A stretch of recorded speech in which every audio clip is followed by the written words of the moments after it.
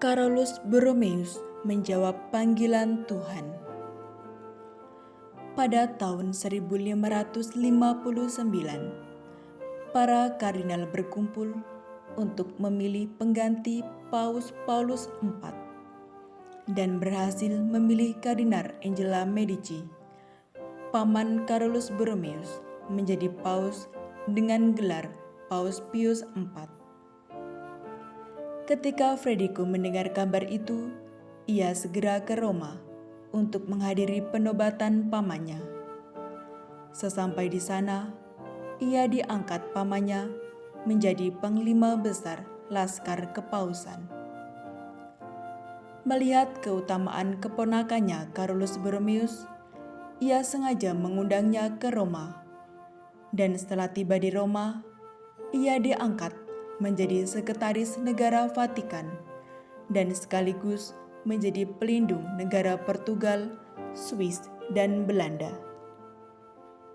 Saat itu gereja memiliki keprihatinan mendalam akan kemerosotan hidup beriman serta perpecahan dalam tubuh gereja. Maka waktu itu, Carolus Borromeus berperan ikut mempersiapkan Konsili Trento, suatu konsili yang antara lain ingin menata kembali kehidupan beriman yang telah merosot. Tak cukup sampai di situ, ia juga diangkat menjadi kardinal pada tanggal 13 Januari 1560. Tugasnya adalah mengurus permasalahan gereja yang paling penting. Dan pada tahun yang sama, pada bulan Februari, ia diangkat menjadi administrator, berkedudukan sama dengan uskup, keuskupan Milano. Pada saat itu, usia Carolus Borromeus baru 21 tahun. Namun sebuah peristiwa terjadi yang menghentakkan dirinya. Frederico kakaknya berpulang pada tanggal 19 November 1562. Dengan peristiwa kehilangan ini, keluarganya mengharapkan ia menikah dan menggantikan kakaknya menjadi panglima besar Laskar Kepausan dan ahli waris Giberto.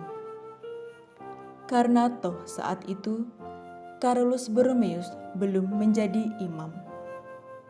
Mendengar itu, Carolus Borromeus menghadap Sri Paus dan mengungkapkan, "Aku telah memilih mempelai yang lain."